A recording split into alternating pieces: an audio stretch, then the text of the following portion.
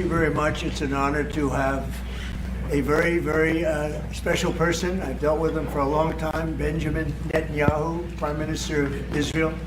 And we had lunch together, we had meetings together, along with his very capable staff. And I think we've come up to some pretty good solutions and conclusions. And we'll be working a little bit after this, and then I assume you're going back home. Yes, sir. This is a quick stop, in and out. But we appreciate you being here, and we are a friend of Israel, as you know. I would say that I'm by far the best president that Israel has ever even thought of seeing. And it's an honor to be so, and to be so thought of. Many friends in Israel, they are not in an easy area. It doesn't go easy, but we are helping them. And likewise, they've been helping us very much. And so we'll see how it all works out. But we had great discussions today, I think, on the obvious subject of Iran, and also the less obvious subject with respect to Israel, and that's trade. And I think the Prime Minister is going to tell you a little bit about trade and what they're doing for the United States.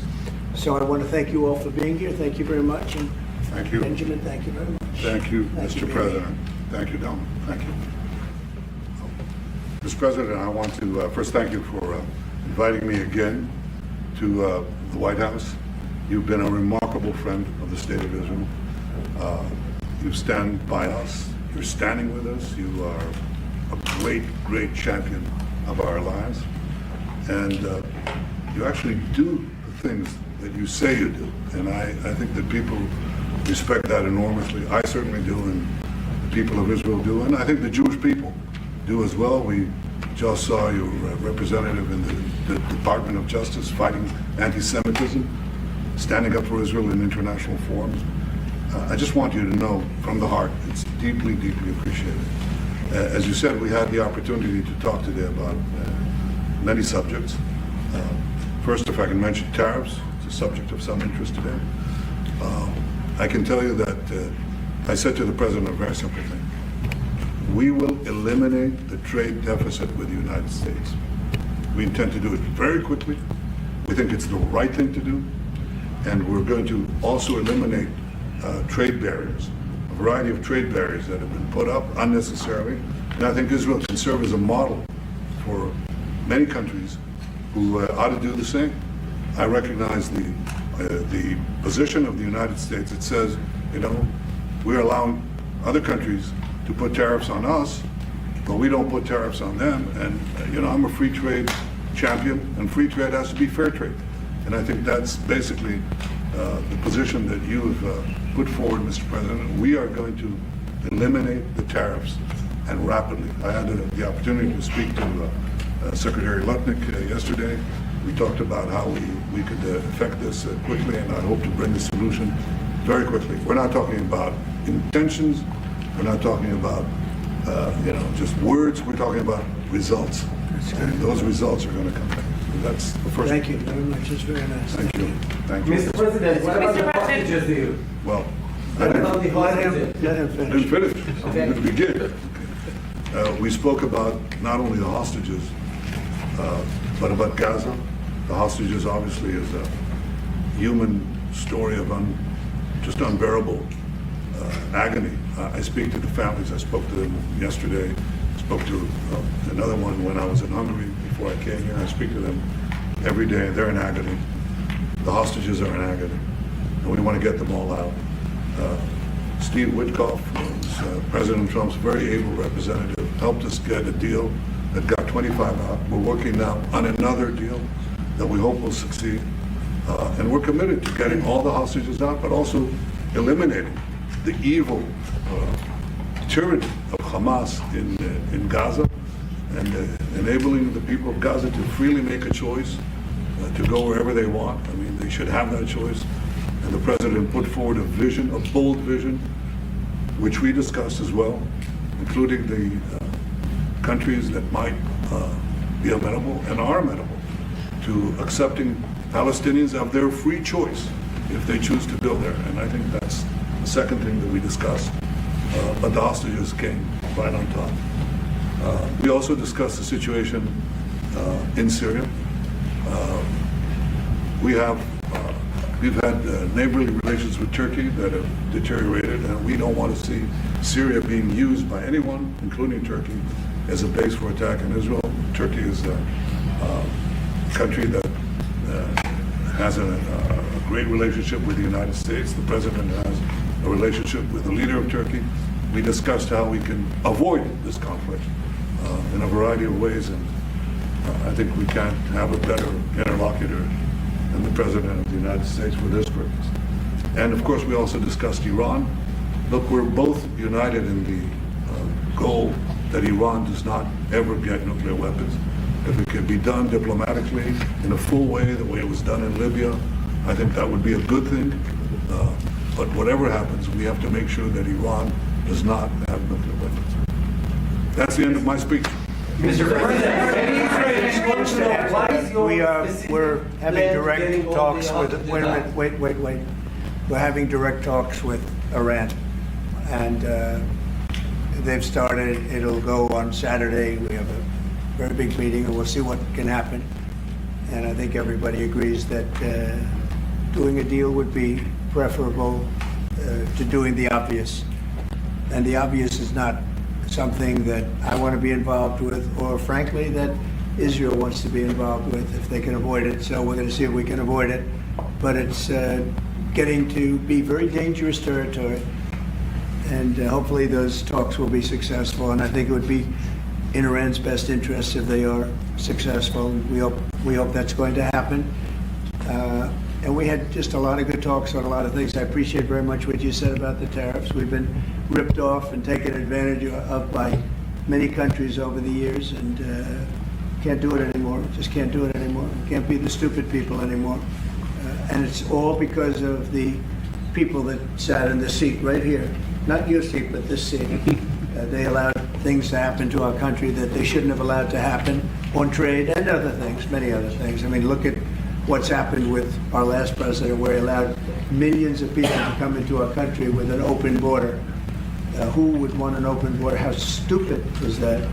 But he allowed millions and millions of people, and of the millions, and I think it was 21 million people, but let's say 3 of them were serious criminals, serious murderers and drug dealers and gang members and people from jails. All the jails emptied out right into our country, right along the open border on Mexico, generally the Mexico. Okay, they came in from Canada too, by the way, a lot.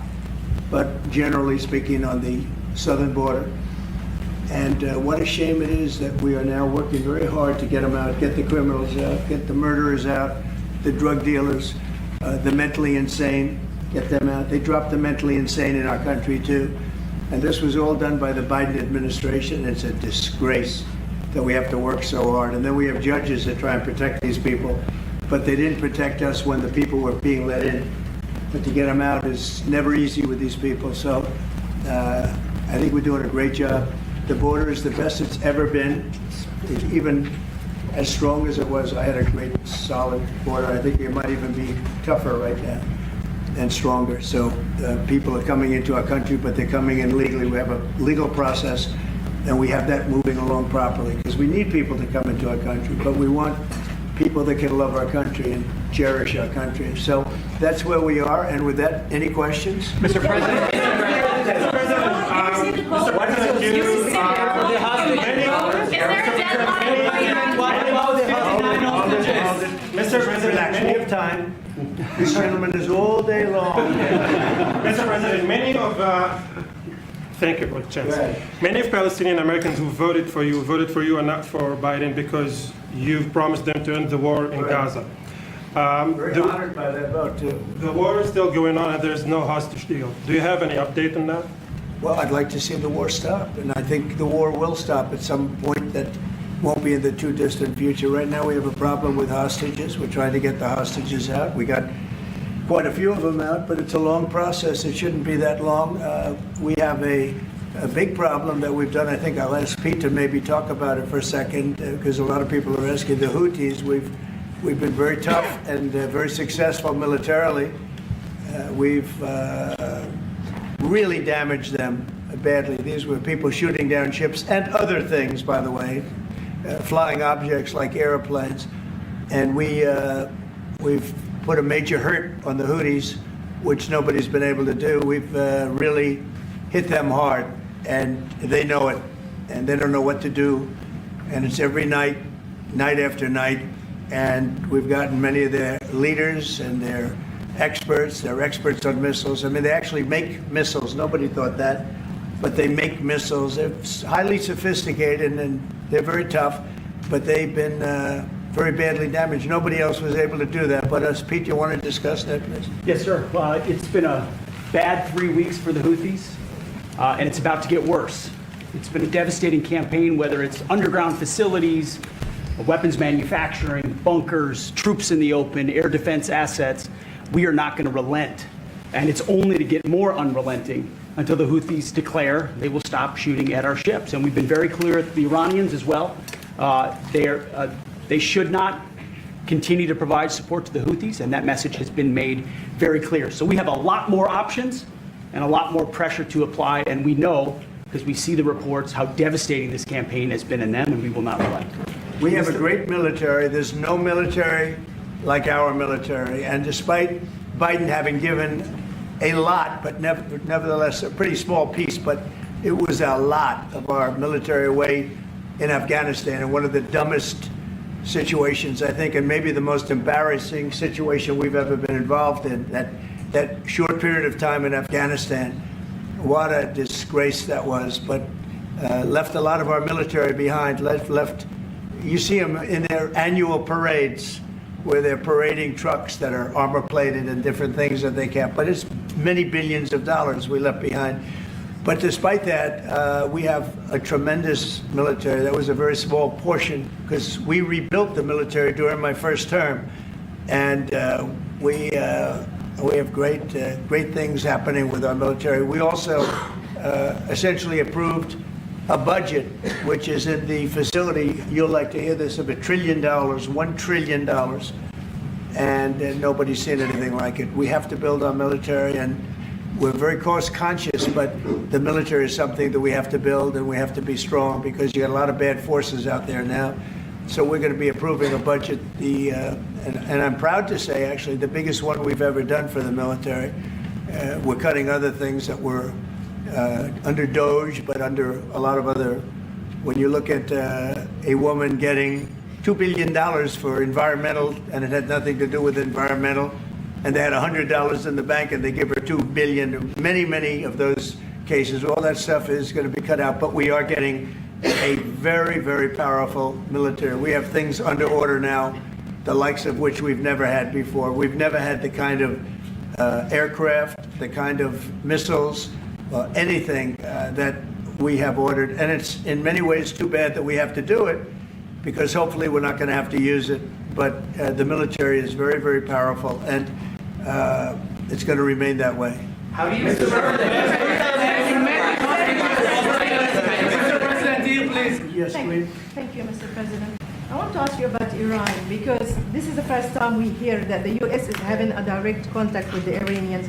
Is it possible to give us some more information at what level the U.S. is High level, represented? very high level. Yeah. And We're dealing with the Iranians. We have a very big meeting on Saturday, and we're dealing with them directly. You know, a lot of people say, oh, maybe you're going through surrogates, or you're not dealing directly, you're dealing through other countries. No, we're dealing with them directly, and maybe a deal's going to be made. That would be great. It'll be really great for Iran, I can tell you that. But hopefully, we're not going to have to get into that. We are meeting very importantly on Saturday at almost the highest level, and we'll see how it works out. Many Israelis are watching you now on live show. What is your specific way of getting the hostages out from the horrific captivity? We are trying very hard to get the hostages out. We're looking at another ceasefire. We'll see what happens. But we want to get the hostages out. The Israeli people want the hostages out more than anything. They want the hostages out. This man is working very hard with us to do that. I mean, I don't know. I hope he's being appreciated because he's been a great leader. He's working very, very hard on the hostages and many other things. And there are plenty of things you have to work on. It's a tough place in the world. I have a good partner. Yeah, you do have a good partner, and so do we. We're working very hard on the hostages. If you're going to negotiate a new deal with Iran, can you elaborate how it's going to be more effective than the JCPOA? Well, I can't really say that, but I think it'll be different and maybe a lot stronger. But they were so happy when we made that first deal because we did get a lot out. You know, I had people right in this office, this beautiful Oval Office. They came in, 10 people, hostages, you know that. And I said to them, so how was it? And the stories they told me, I mean, as an example, I said to them, was there any sign of love? You were there, 10 people. It's only 10, but it's pretty representative. Did the Hamas show any signs of, like, help or liking you? Did they wink at you? Did they give you a piece of bread extra? Did they give you a meal on the side, like, you know, you think of doing? Like what happened in Germany, what happened elsewhere. People would try and help people that were in unbelievable distress. They said no. I said, all of them. I said, did they ever wink at you like, you'll be okay, you're going to be okay? No, they didn't do that. They'd slap us. The hatred is unbelievable.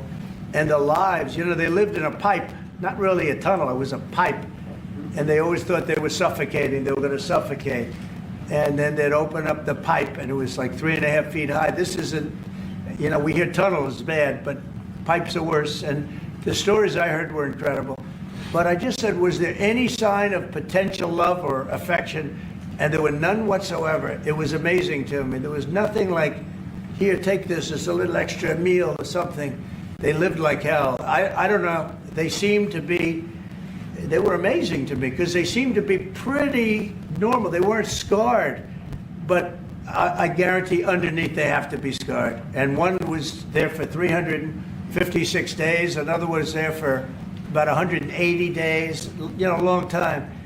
These are people that have been really, really horribly treated. I've never seen anything like it, actually. I was very surprised to hear the answer. Mr. President, do you plan to reduce the tariffs that your government put on Israeli goods, 17%? On where? On Israeli goods, the 17%. Do you plan Well, to we're reduce it? talking about a whole new trade. Maybe not. Maybe not. Don't forget, we help Israel a lot. You know, we give Israel $4 billion a year. That's a lot. Congratulations, by the way. That's pretty good. But we give Israel billions of dollars a year. Billions. It's one of the highest of, and we give a lot of countries money. You wouldn't believe if I said we give Afghanistan a lot of money, didn't it? Because that was a Biden deal, another Biden deal. Not only did he embarrass us with that, but they give them billions of dollars, Afghanistan, right? So, but no, we take good care of our friends and we don't take care of our enemies. We're not taking care of our enemies anymore, but we do take care of our friends. Mr. Berman for the Times of Israel. The IDF is fighting again in the Gaza Strip. I myself might be called up in a month.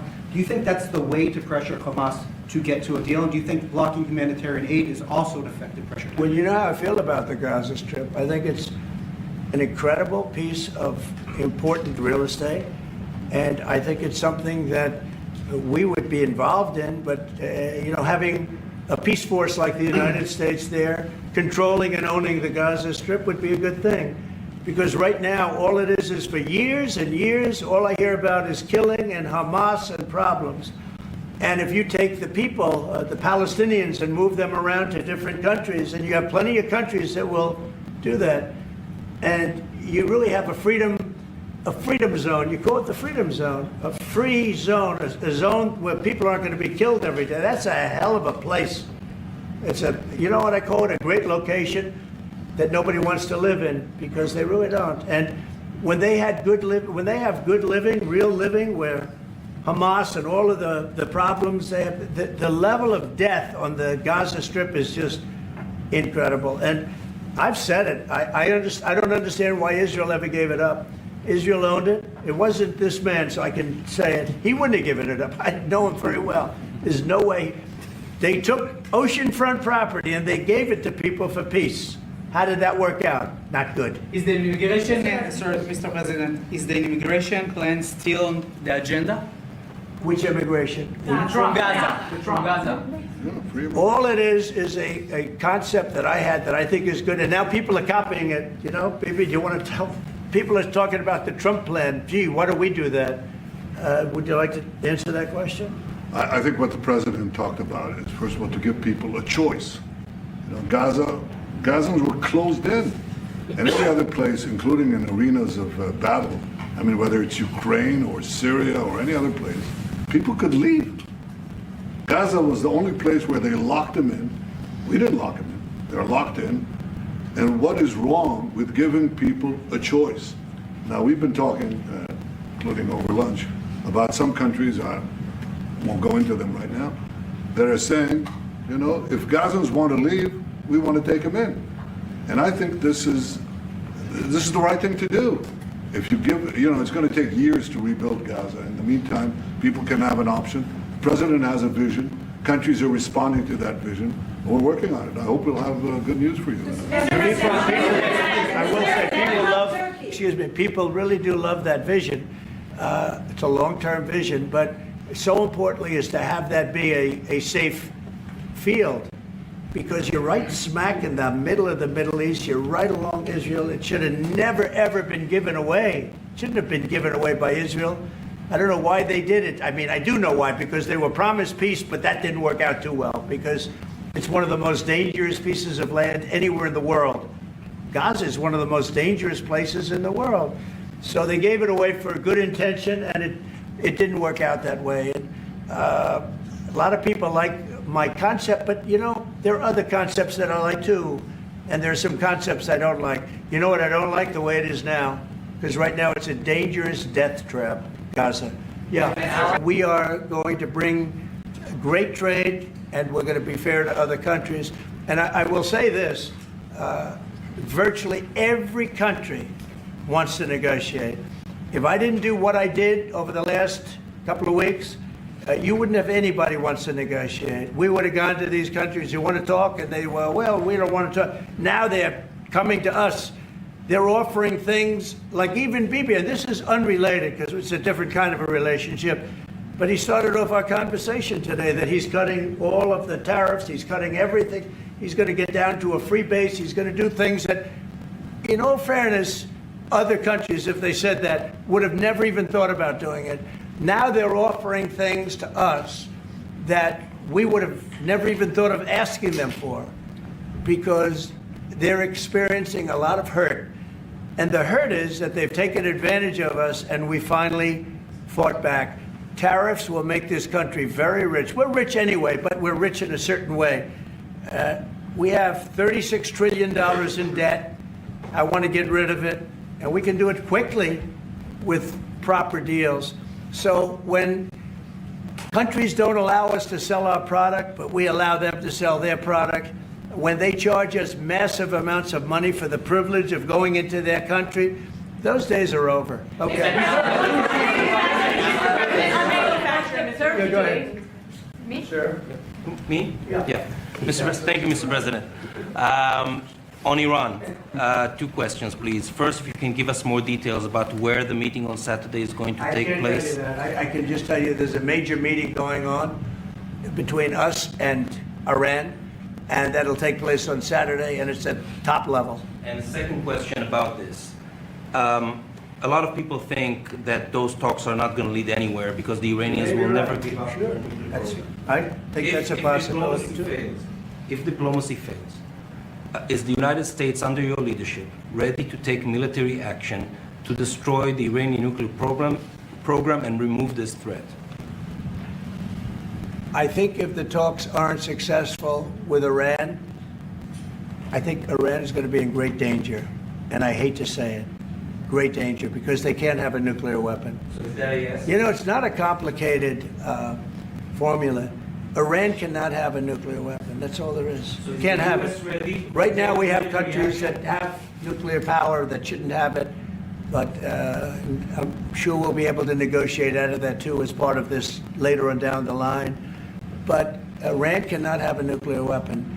And if the talks aren't successful, I actually think it'll be a very bad day for Iran if that's the case. Yeah. Mr. President, on manufacturing, Mr. President. Mr. President, Was October 7th the death blow of the two-state solution, and would you consider classifying the Palestinian Authority as a terrorist organization for its continued pay-for-slay terror financing payments? So October 7th was a horrible day that some people, they deny it. Now, I can't believe they deny it from the standpoint of it. They do it because they think it's good politically.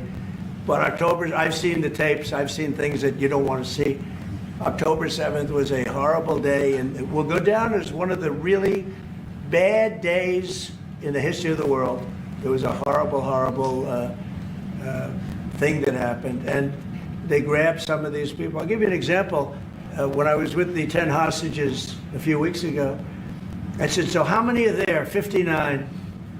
I said, oh, so 59, so we can get 59. They sort of knew the territory pretty good. And I said, how are they doing? They said, well, only 24 are living, the rest are dead. And these are young people largely. Young people don't die. You know, young people have an amazing ability to live. They can live through horrible things. But these are young people. And when they said that 24 are living and the rest are dead. And you know, I've had parents come up, Israeli parents largely. We have some Americans, and I guess we have one left. Alex, we have the one left. But I've had Israeli parents come up to me at events and say, my son is there. I said, well, how's he doing? Well, he's dead. But would you do me the biggest favor ever? Could you bring his body back home? They talked about a young dead boy and a young dead girl like they were living. And that could have something to do with religion. That could have something to do with, I guess maybe any parent would be, but I was surprised. They said, sir, my son is dead. It is just as important to bring that body back home. I asked that question as if he were alive. So you have a lot of them dead, and we'll be able to bring them back. But it's a horrible thing that's happened. These are young, largely young people. Some old ones too, frankly. And those people have lived in hell. When they came off, the second group that came out, they looked like they just got out of a concentration camp. They looked exactly like the pictures that I'd see from the 1940s, the concentration camps. And then they got a little bit better, you know, but that second group, those people came out and I said, this is unbelievable. We're going back into a chapter in history that is one of the worst ever. It's really very bad. Okay? Yeah, Lisa Rosowski from Haaretz. Turkey claims it will stabilize the situation in Syria. Turkey? Yeah. Israel doesn't want Turkey to influence Syria. What do you think? Do you think Turkey's influence in Syria can actually make it a better, more peaceful country, or vice versa? Well, I have great relations with a man named Erdogan. Have you heard of him? Yeah. And I happen to like him, and he likes me, and I know the press will get very angry. He likes Erdogan, but I do, and he likes me, and we've never had a problem, and we've gone through a lot, and we've never had a problem. We've always got, as you remember, we got our minister back from Turkey. You remember that? And this was a big deal at the time. And we got him back.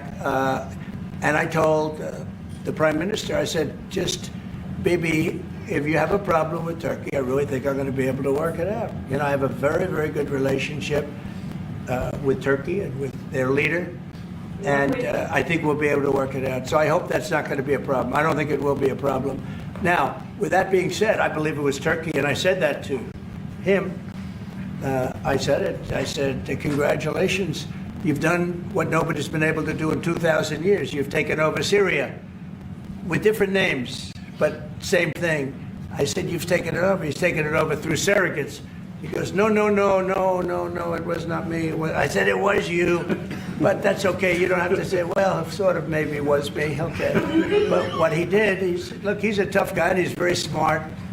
And he did something that nobody was able to do. You know, you got to hand it to him. Any problem that you have with Turkey, I think I can solve. I mean, as long as you're reasonable. You have to be reasonable. We have to be reasonable. Thank you very much, everybody.